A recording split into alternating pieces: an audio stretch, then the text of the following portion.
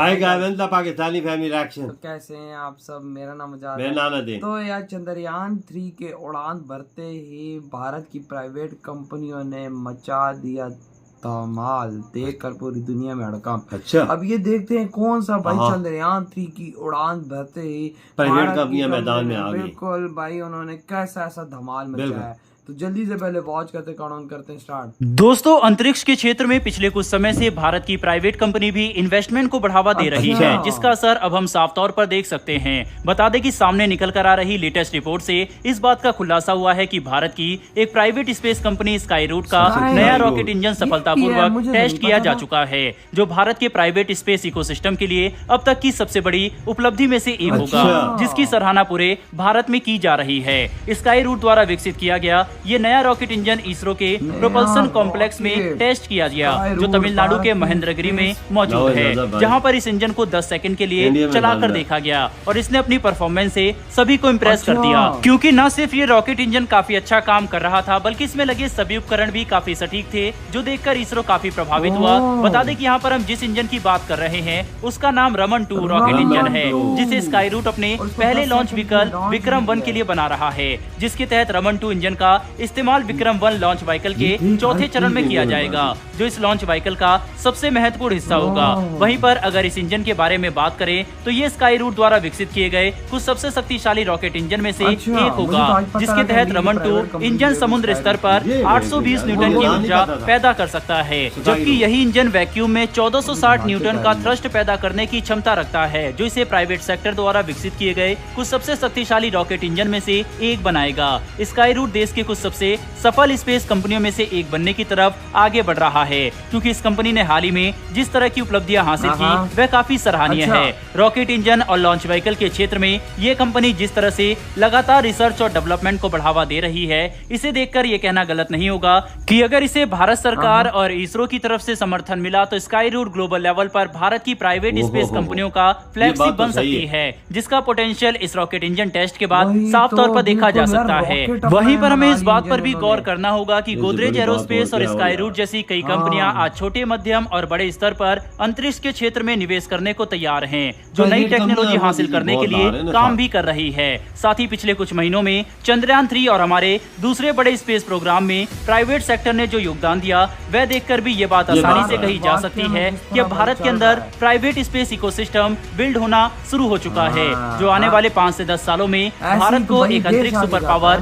बनाने की क्षमता रखता है। दोस्तों, इससे पहले स्काई रूट ने अग्निलेट इंजन को भी सफलतापूर्वक बनाया था। वहीं पर अब इसने रमन 2 इंजन का विकास कर लिया है। बहरहाल बढ़ते हमारी दूसरी खबर की तरफ, और ये खबर भविष्य में भारत के कुछ सबसे बड़े अंतरिक्ष प्रोग्राम से जुड़ी हुई है, जो हर भारतीय का सिर गर्व से ऊंचा कर देगी। बता दें कि चंद्रयान 3 को लॉन्च किए गए एक हफ्ता होने आ चुका है, और अभी से ही भारत के दूसरे बड़े अंतरिक्ष प्रोग्राम के बारे में चर्चा शुरू हो चुकी है। तो चलिए एक एक करके इन सभी के बारे में समझते हैं। दरअसल सबसे पहला मिशन आदित्य L1, जो इसी साल लॉन्च किया जाएगा। इस प्रोजेक्ट का टोटल बजट 378 करोड़ रुपए है। बता दें कि आदित्य L1 के इस्तेमाल से हम सूरज के बारे में स्टडी करना चाहते हैं, जिसके तहत हम कोरोनल हीटिंग और सोलर विंड एक्सेलरेशन के साथ साथ सूर्य के डायनेमिक एटमॉस्फेयर के बारे में भी काफी कुछ स्टडी करेंगे, जिससे हमें हमारे सूरज के बारे में ऐसी जानकारी मिलेगी जो पूरी मानव जाति के लिए काफी फायदेमंद हो सकती है। इसके बाद जनवरी 2024 में इसरो नासा के साथ मिलकर निसार मतलब NASA ISRO synthetic aperture radar satellite को लॉन्च करेगा,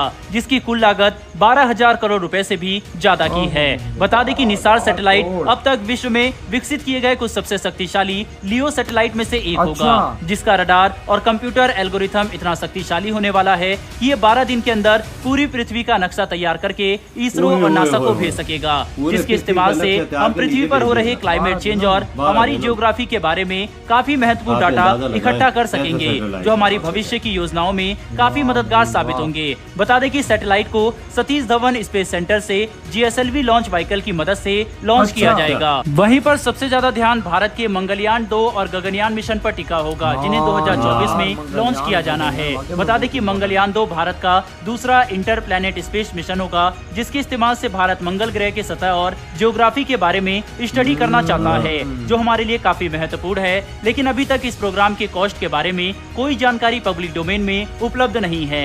वहीं पर गगनयान भारत का पहला ह्यूमन स्पेस फ्लाइट मिशन है, जिसकी कुल लागत 9,000 करोड़ रुपए से भी ज्यादा की है। दोस्तों कुल मिलाकर 1.1 समझने की बिलियन कोशिश डॉलर करें तो अगले 1 से 2 साल के अंदर भारत अपने सबसे बड़े स्पेस प्रोग्राम और मिशन को लॉन्च करने वाला है, जो हमें न कि सिर्फ सूर्य के बारे यार, में बल्कि मंगल ग्रह के बारे में भी काफी जरूरी जानकारी देंगे। इतना ही नहीं बल्कि इसी दौरान भारत अंतरिक्ष में पहली बार मानव भेजने को भी तैयारी कर रहा है, जो अंतरिक्ष के क्षेत्र में भारत की सबसे बड़ी कामयाबी होगी और इसे हम अपने इतिहास में सुनहरे अक्षरों में लिख सकेंगे।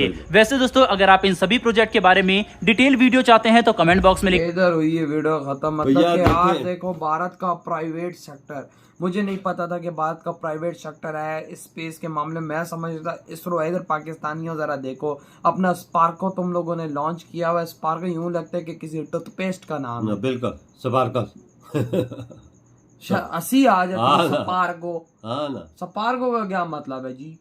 हाँ ना, इसरो की तो समझ आती है। इंडियन स्पेस एजेंसी, इसरो, मतलब इंडियन स्पेस वो आगे जो भी यार हो।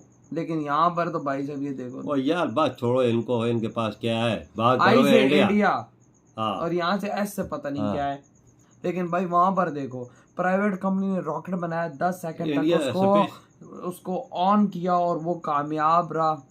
ये देख, जिसका रमन 2 नाम रखा गया। ये देख, उधर का प्राइवेट सेक्टर भी देखो ना, ये पहली दफा बात होगी है कि प्राइवेट सेक्टर भी इसरो के साथ जुड़ा हुआ है। वही ना, वो अपने रॉकेट खुद बना रहा है। ये देख, इसरो तो बना ही रहा है। इसरो तो भाई झंडे गाड़ है। लेकिन भारत का प्राइवेट सेक्टर भी मैदान में आ गया। ये देख यार क्या कुछ बना वो हुआ भी है। देखो उसने भी 2 इंजन, एक पहले बनाया और एक अभी रमन 2 बना दिया है। और वो बहुत ज्यादा शक्तिशाली है, जिससे भारतीय सरकार भी खुश हो गई। ये देख ऐसी ऐसी चीजें जो 12 दिनों के दिया गया, 12 दिनों में पूरा उत्पूर करना कि हर चीज खींच के सब कुछ तले नीचे भेज। वो एक मिशन निशान नाम का जो इसरो और नासा का चल रहा है, वो भी भाई साहब ये लोग करेंगे। और वो पूरी दुनिया का नक्शा 12 दिनों में कर देगा। देखो क्या क्या हो रहा है। भारत का प्राइवेट सेक्टर एक अलग उड़ान भर रहा है। मैं कहता हूँ कि आने वाले 5 सालों के अंदर अंदर भारत का प्राइवेट सेक्टर मैं कहता हूँ बहुत बड़ी टक्कर देने वाला है। क्योंकि जो अपने प्राइवेट सेक्टर एक रॉकेट बड़े बड़े बना रहा है, तो पीछे बात क्या रह जाती? पीछे तो कुछ चीज नहीं रहती, मेन चीज ही रॉकेट होता है।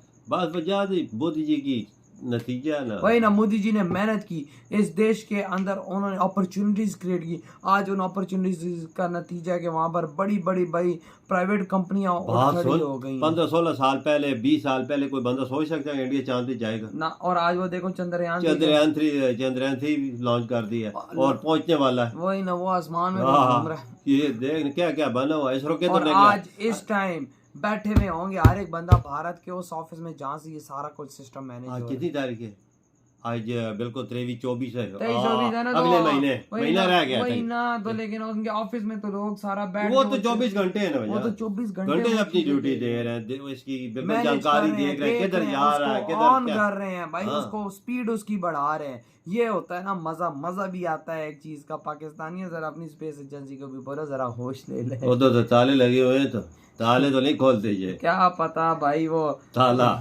पक्का ताला, वो चूड़ियों वाला ताला लगा के रखा वही ना। तो लेकिन अब मैं तो कभी सुने नहीं इन्होंने कोई चीज छोड़ी है। कुछ भी नहीं छोड़ा इन्होंने, कुछ भी नहीं छोड़ा है इन्होंने। बस क्या बोले अभी छोड़े। तो इधर ये वीडियो खत्म करते तो